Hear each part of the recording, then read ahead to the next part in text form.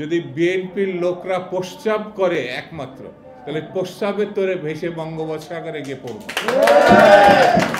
BNP সম্বন্ধে যে অভিযোগ করছো, সেই অভিযোগের জবাব যদি বিএনপি শুধু থুতু ফেলে, সেই থুতুর মধ্যে তোমার খুঁজে পাওয়া যাবে না। কিন্তু আবালের মতো কথা বললে পরে তোমাদের সম্বন্ধে মানুষের ধারণাটা কোথায় যাচ্ছে একটু ভেবে চিনতে দেয়। এই 7 দিন পরে করবে বা 24 ঘন্টা পরে করবে এমন না, কিন্তু তাৎক্ষণিকভাবে বন্ধ করছে। লক্ষ লক্ষ শত শত কোটি টাকার সম্পদ সেখানে আমাদের ব্যবসায়ীরা, আমাদের দেশের মানুষরা ক্ষতিগ্রস্ত হয়েছে। তারা চাইছে শেখ হাসিনার আমলে যেমন দাসত্বমূলক পরিস্থিতি ছিল একতরফা, শেখ হাসিনা একটা কথা বলতো না যে আমি এমন কিছু দিয়েছি যা ভারত ভুলতে পারবে না। বলে না কি দিয়েছে, কিন্তু এটা বলেছে এমন কিছু দিয়েছে এটা তার বাবার দেশ মনে করেছে।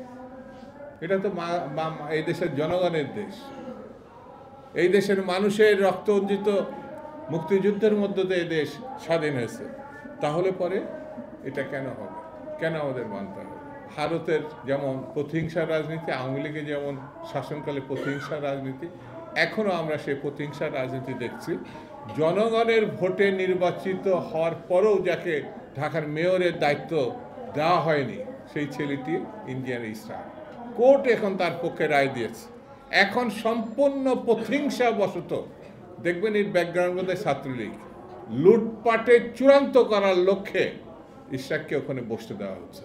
কোর্টের আইন যদি না মানা হয় তাহলে তাকে বন্য এবং ফ্যাসিস্ট বলা হয়। সরকার কি সেই লাইনে যাচ্ছে কিনা এখন বলবো না। আরেকটা আওয়ালই বলবো, এতই ছোট যে এগুলো আওয়ালের মতো কথা বলছে যে আওয়ামী লীগের কাছ থেকে টাকা নিয়ে বিএনপি রাজনীতি করে। বাবা, বিএনপি যখন রাজনীতি করছে তোমার বাপেরও জন্ম হয় না, তোমার তো জন্ম হয় না।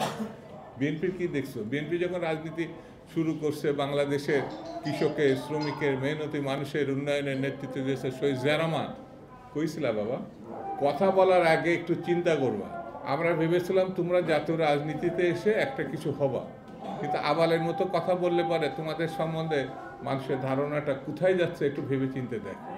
বিএনপি একমাত্র দল যেই দলের নেতৃত্ব দিয়েছে আপসীন নেত্রী। বিএনপির বলো যে আওয়ামী লীগের টাকা দিয়ে রাজনীতি করছে। যদি বিএনপির লোকরা প্রস্রাব করে একমাত্র, তাহলে প্রস্রাবের তোরে ভেসে বঙ্গোপসাগরে গিয়ে পড়বে। সবকিছুর একটা সীমা থাকতে হবে। এমন কোনো কথা বলবা না যে কথার দায়িত্ব নিতে পারবা না। বিএনপি সম্বন্ধে যে অভিযোগ করছো, সেই অভিযোগের জবাব যদি বিএনপি শুধু থুতু ফেলে, সেই থুতুর মধ্যে তোমার খুঁজে পাওয়া যাবে না। এই ধরনের প্রতিহিংসামূলক দৃষ্টিভঙ্গি নিয়ে রাজনীতি করা ঠিক হবে না। দেশ যেদিকে যাচ্ছে সেখানে সন্দেহ বিশ্বাস বাড়ছে। সেখানে সরকারের প্রতি মানুষের যে সমর্থন, আশা ছিল, বিশ্বাস ছিল, সেই সমর্থন, বিশ্বাস, আশা আস্তে আস্তে টুটে যাচ্ছে। এই জিনিসটি এই সরকারকে বুঝতে হবে। আমরা ডক্টর ইউনূসের মধ্য দিয়ে বাংলাদেশে একটি ভালো নির্বাচন করার প্রত্যাশা করি, কিন্তু ডক্টর ইউনূস যদি ফেল করেন তাহলে পরে স্বাভাবিক কারণে কেয়ারটেকার সরকার যেটি সংবিধানে আগে ছিল সেটা ফিরিয়ে আনতে হবে। সেটিও সুপ্রিম কোর্টকে আমি অনুরোধ করব, যদি এই সরকার ফেল করে, সুপ্রিম কোর্টের দায়িত্ব আছে একটি গণতান্ত্রিক বিধি ব্যবস্থা ফিরিয়ে আনার। সেটি এখন মামলার শেষ ধাপে আছে। সেই জন্যে সুপ্রিম কোর্টেরও দায়িত্ব আছে জনগণ, দেশ এবং গণতন্ত্রকে রক্ষা করার।